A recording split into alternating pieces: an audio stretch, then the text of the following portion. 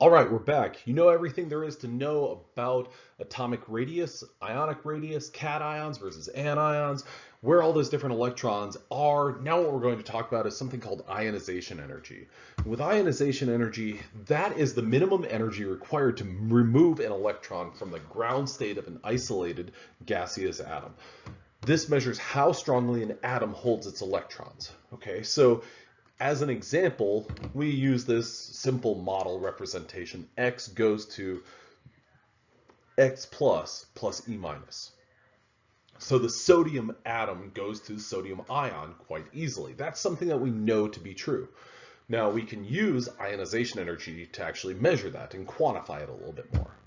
Okay, Cl minus or Cl on the other hand, if we compare that, let's just think about the species here. Sodium is a metal and chlorine is a nonmetal. What do we know about nonmetals versus metals? Metals generally like to be oxidized, so they like to lose an electron compared to chlorine, which is a nonmetal. Generally, nonmetals like to gain an electron. They like to take on that additional electron. Okay, so we can use those kind of as reference points to compare approximate ionization energy. Okay, so we do see, I'm sorry for the word big just popping up there randomly. I promise you it will make sense in a second. Ionization energy is very similar to atomic radius and periodic trends that we talked about previously. Ionization energy within a group, keep in mind a group is a column up and down. And don't worry, I have to refresh myself on what's a column versus a row and everything like that. I always think of columns and houses. I think of a house with a big, grand entrance. Those have columns. Okay, within each group, the first ionization energy generally decreases with increasing atomic number. So let's think about a group here. What we've got, and sorry, we'll come back to that in a second. Within each period, the first ionization energy generally increases with increasing atomic number. Okay, so what that means is as we go, basically,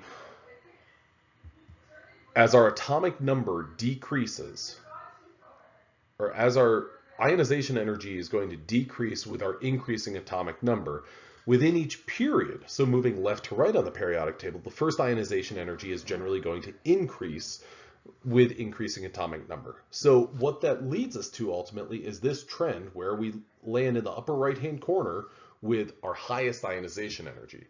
Okay, so there's one term here that's very important to appreciate, and that's first ionization energy. Because what that means is if there's a first, there's a second, much like the Jurassic Park movie series. If there's a first Jurassic Park, there's got to be a second Jurassic Park, a third, a fourth. I think they got 5 now.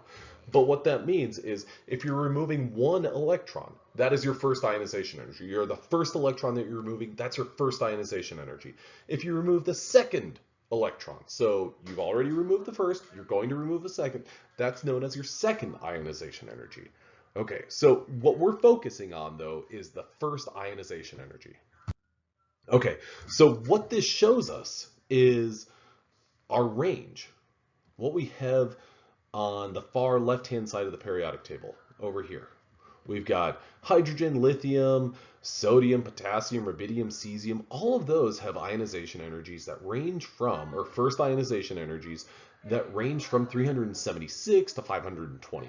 Okay, so that number doesn't necessarily make a lot of sense to us if we don't have any units assigned to it, but here are our units, kilojoules per mole. The amount of energy that's required to remove that first electron from 1 mole of cesium atoms is approximately 376 kilojoules. Okay, now if we compare that for cesium, compare cesium to helium.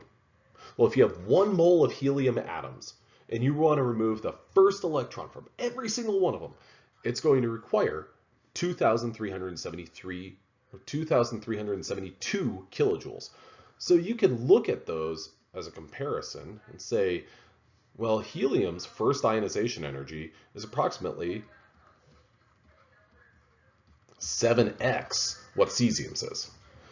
Okay, now electron affinity, on the other hand, is a little bit different. Electron affinity is the energy change that occurs when an electron is added to a gaseous atom or ion. Okay, so now let's think about metals versus nonmetals. What do we know about metals?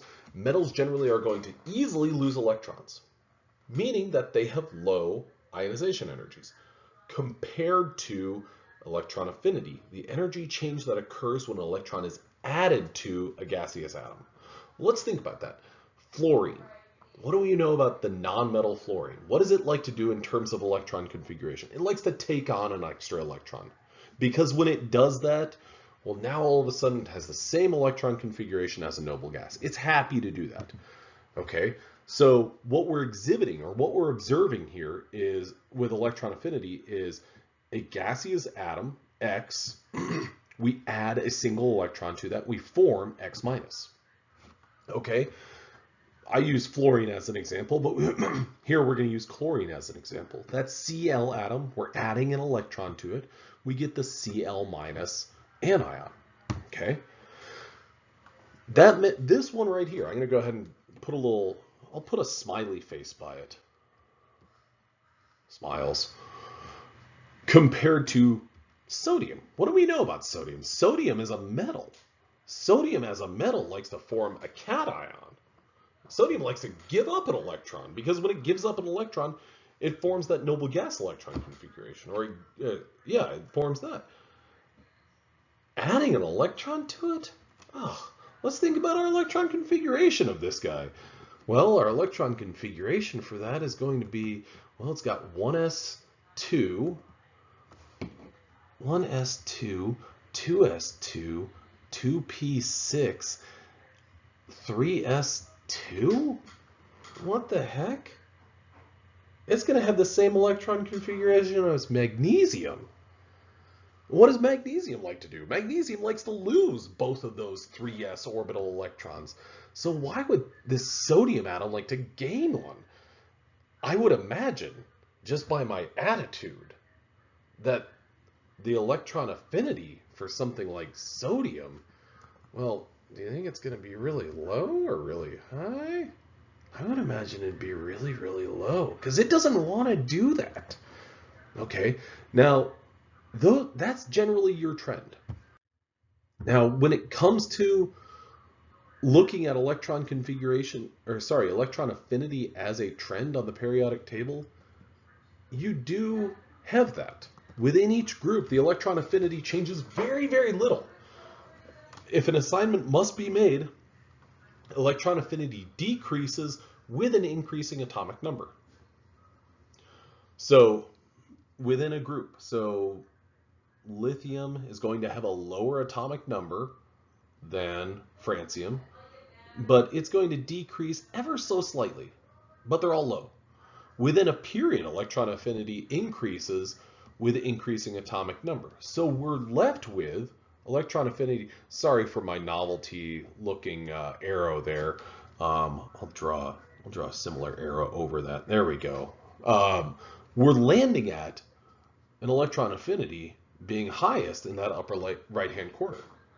Okay, so what we see though are numbers that look a little bit like this. So fluorine has an electron affinity of negative 328. So that negative 328, now what might throw you for a little bit of a loop here with this number is, this is negative 328 versus negative 47. Okay, so that negative number indicates a release of energy.